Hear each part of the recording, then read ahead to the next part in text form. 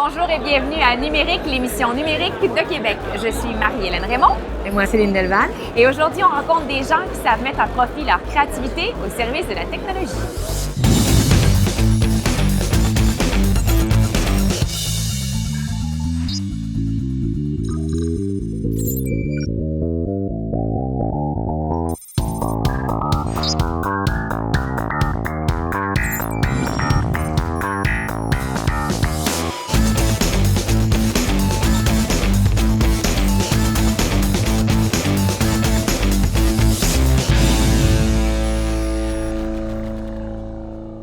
Bonjour Marie-Hélène. Bonjour Céline. Depuis le début de l'émission, on rencontre plein de gens qui ont vraiment le numérique au quotidien dans leur vie, mais nous aussi, c'est notre cas.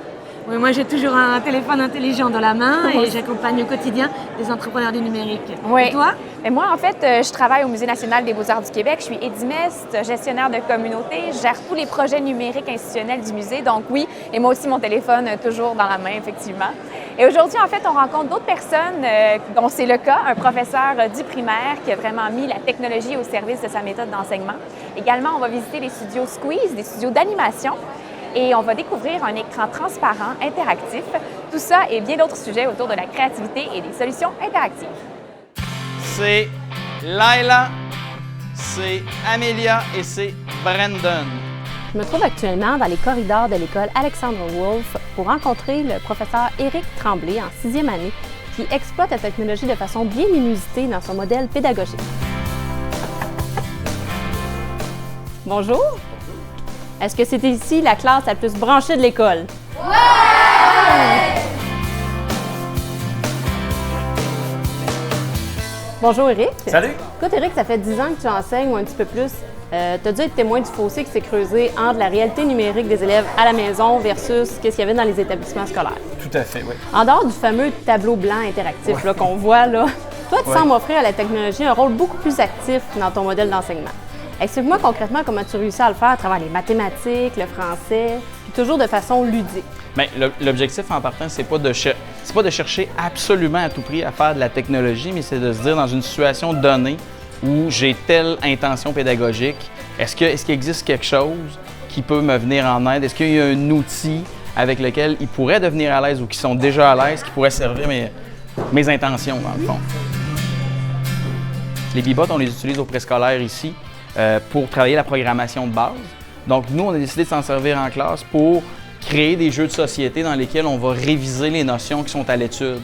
Donc, au lieu de le faire à la maison seul, renfermé dans le garde-robe à être triste, bien, on est en train de créer des jeux de société pour en venir à, au final, étudier, mais de façon plus ludique. En groupe. Oui, en groupe, en jouant. Puis jouer ici, c'est essentiel.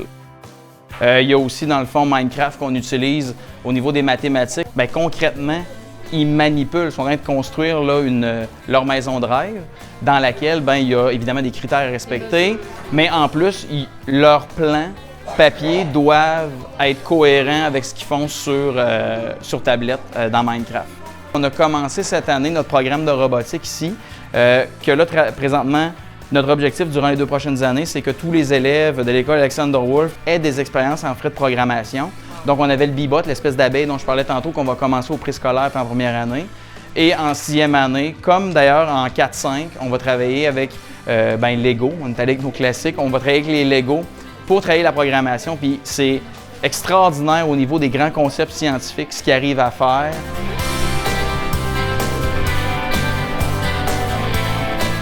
Il faut que ça bouillonne là-dedans. Il ne faut pas que la technologie, ça soit vu comme un raccourci. Plus facile, non, c'est ça. Non, c'est juste un outil. C'est une autre façon de penser, c'est une autre façon de travailler, une autre façon de réfléchir en essayant de se rendre plus efficace. Ici, c'est pas une classe, c'est une équipe. Ça, j'y tiens mordicus. C'est équipe Monsieur Éric. Et chaque élève a un rôle parce qu'on a un profil entrepreneurial où moi, mon rôle, dans le fond, est confiné à celui de l'enseignant. Et tout ce qui a trait à la gestion de classe, à la gestion des comportements, à la gestion des ressources, à la gestion même financière, bien, c'est des élèves qui ont des postes précis, qui sont coordonnateurs des départements qui vont répondre à ces besoins. Puis ça fait combien de temps que ce programme-là, ce cours-là est construit? Bien, dans le fond, ça a été une construction progressive en tant que telle. C'est-à-dire que j'ai eu la chance d'avoir le support de la direction ici. qui m'a beaucoup aidé dans mes projets. Parce qu'il y a On des a coûts acheté reliés à des tout choses. ça, là, Ben oui, il y a un coût. dispositifs, Il y a là. un coût. C'est pour ça qu'à un moment donné, il y a eu des choix écoles, mais il y a aussi des choix personnels, tu sais, au sens où, puis oui, il y a de l'argent de ma poche un peu là-dedans, mais c'est beaucoup l'école, la direction qui a décidé de s'impliquer. Je dirais que l'école au complet ici est en bouillonnement pédago-numérique depuis quelques années. Je suis intimement convaincu que ce qu'on fait ici, oui, c'est mieux qu'un endroit où on passe d'un cahier ou d'un manuel à l'autre, période après période. C'est pas aux enfants ou aux préadolescents, je m'excuse, de s'adapter à l'enseignant. C'est l'enseignant qui doit s'adapter aux enfants, aux préadolescents, mais aussi à la réalité maintenant dans laquelle ils vivent. Là. Écoute, Éric, pas seulement toi, tes étudiants, vous êtes inspirants, puis définitivement mon coup de cœur cette année. Merci beaucoup, puis j'espère avoir la chance d'entendre d'autres belles histoires à votre propos. Merci. Merci beaucoup. L'innovation technologique touche à tous les domaines. La culture, la société, l'éducation et l'environnement. En voici une dédiée au secteur agricole nommée Agir-Sol.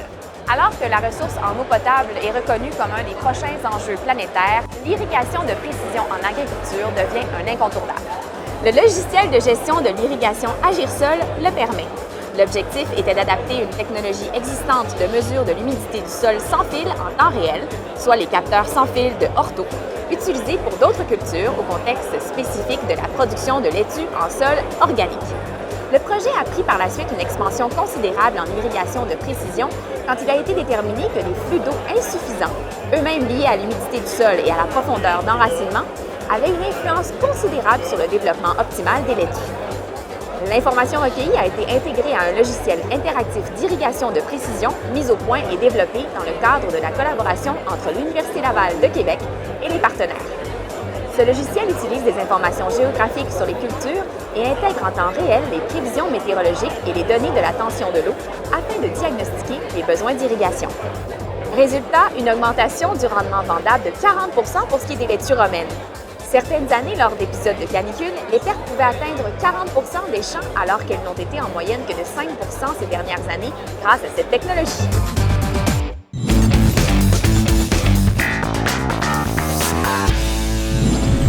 Avec l'avènement des nouvelles technologies, les possibilités d'action en termes de marketing produit sont presque illimitées.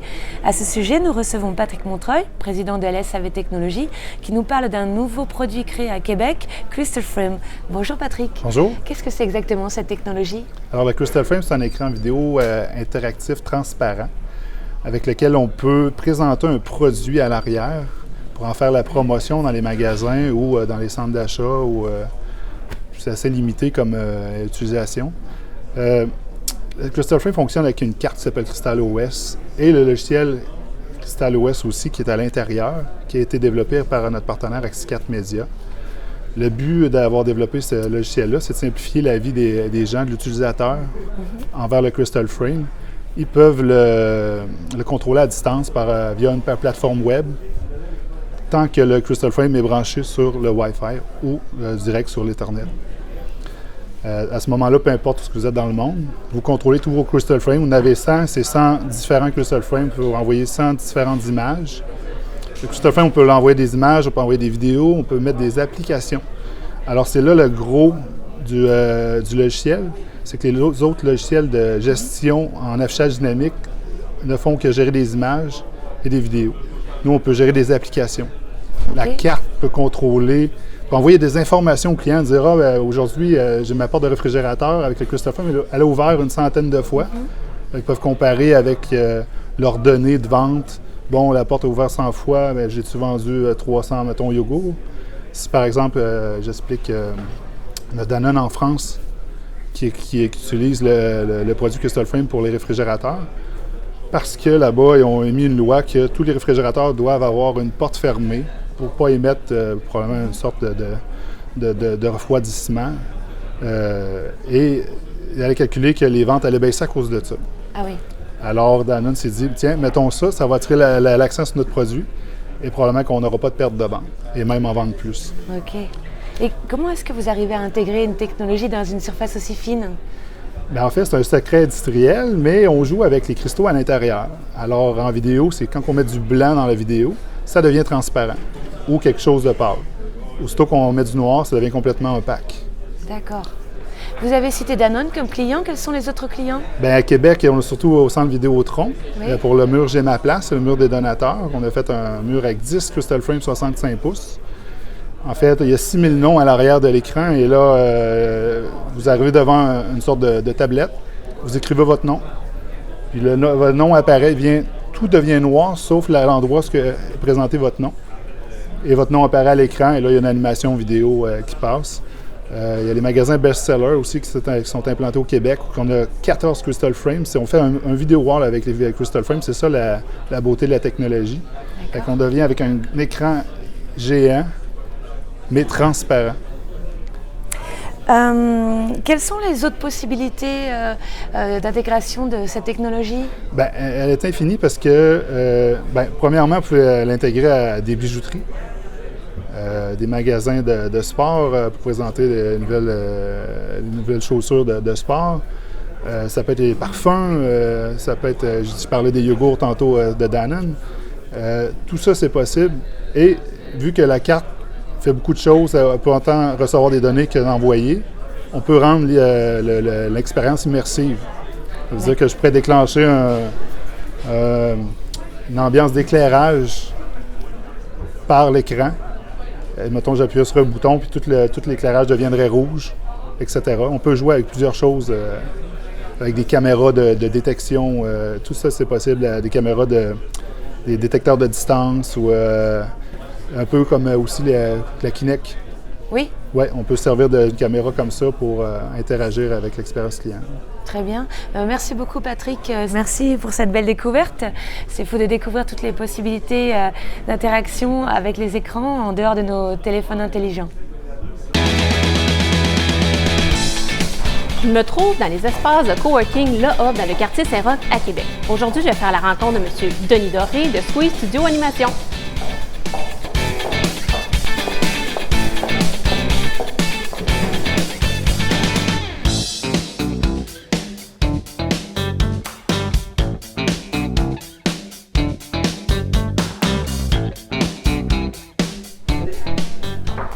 Oui. Denis. Hey, salut. Ça va bien? Très bien. Je suis tellement contente de venir parler de Squeeze aujourd'hui. J'en entends parler, ça résonne à Québec. Super. T'es prêt pour l'entrevue? Tout à fait. On va découvrir tes projets. Allons-y.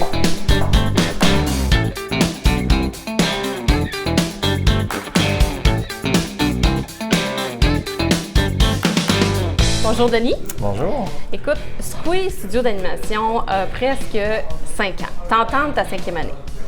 Comment en si peu de temps on réussit à collaborer avec les géants de l'industrie du divertissement comme Marvel, Sony, Disney? Comment réussir? Raconte-moi ton parcours, l'histoire, comment tout ça a débuté? Ben, en fait, là, je pense que la clé, c'est pas de prétendre qu'on peut tout faire.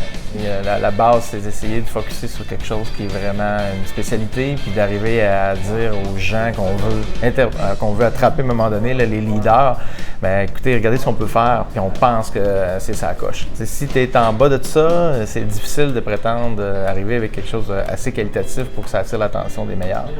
Puis si tu dis que tu fais tout, c'est bien difficile justement d'atteindre ces qualités-là. Fait que la base de Squeeze, quand on a démarré, c'est de dire focusons sur une niche particulière. Puis dès le départ, on avait un plan, que ce soit vers l'international. Là, peut-être que certains ne savent pas, Denis a un doctorat en développement durable. Comment on passe de ça à producteur et même directeur d'un studio d'animation? Je pense que je sais pas.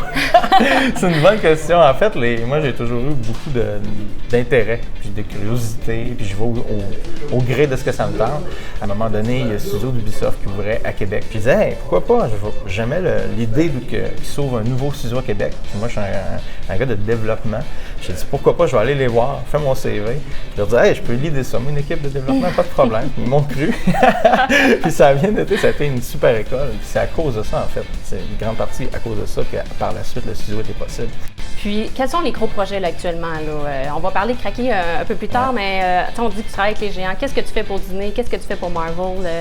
Mais là, le malheur, c'est que dans les 2 ou 3 cas, les gros projets, on ne peut pas en parler spécifiquement du Est-ce qu'on parle de films? Mais c'est ça, on fait un gros trailer, là, une bande-annonce de jeux vidéo en ce moment. Ça va sortir, puis ça va avoir un beau rayonnement international. C'est quelque chose de top qualité, on est là-dessus. Puis on travaille aussi, on amorce un projet de film, donc en collaboration avec un co-développement qui est à Montréal, mais aussi en Norvège, aux États-Unis, la Chine, là-dedans. Donc c'est un projet de film d'animation de qualité. Plus, on a des projets aussi avec qui on travaille en parallèle, des animations pour des jeux vidéo, d'autres projets avec des boîtes aussi de films pour la télé au UK.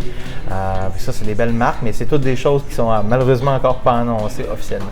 Ton équipe me disait plutôt que les réseaux sociaux ont quand même une importance dans le rayonnement là, de ton entreprise. On a démarré le studio en mettant de l'avant surtout ce qu'on avait nous-mêmes fait personnellement, les 7 personnes, les 2 cofondateurs plus ceux qui ont démarré avec nous. Ça a progressivement été, après ça, des projets de squeeze. Mais c'est comme ça un petit peu qu'on a démarré. Voici nous ce qu'on a fait. On a travaillé sur une 50aine de titres qui sont des films ou des jeux 3A par le passé, dans des compagnies comme DreamWorks, Ubisoft, Activision, etc. On a décollé avec ça. Et le web, ça a été la manière pour nous autres, dès le jour 1, de créer le site web. Ça a été la manière de diffuser directement à l'international ce qu'on faisait, ce qu'on est capable de faire en montrant notre visuel. Puis on a setupé, là, si on veut, tout un écosystème autour de ça avec YouTube Channel, tout de suite le LinkedIn, tout de suite le Facebook, le site, tout ça relié ensemble avec un focus très clair. Nous, on fait de l'animation 3D de haute qualité. Voici ce qu'on peut faire. On a reçu des infos en fait de Disney par ça, qui nous a contactés en disant on a vu vos trucs, on aimerait travailler avec vous.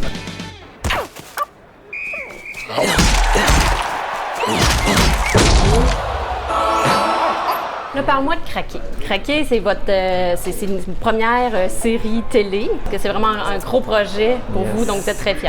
Oui, dès le début du studio, on avait la volonté de travailler avec des partenaires majeurs en service. On avait aussi la volonté, puis c'était comme notre rêve là, de travailler à nos propres créations. Et c'est Télétoon qui a décidé d'embarquer avec nous là-dessus au Canada. On a développé Craqué, qui est notre première série télé. C'est 52 fois 1 minute. C'est toutes des petites capsules à la je te dirais, Roadrunner, un petit peu dans cette essence-là, mais en 3D.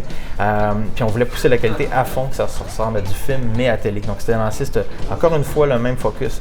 Comment on peut pousser l'animation top qualité, même si les budgets télé sont beaucoup plus restreints. On a dit on va développer comme une marque. Ça sera notre premier pas.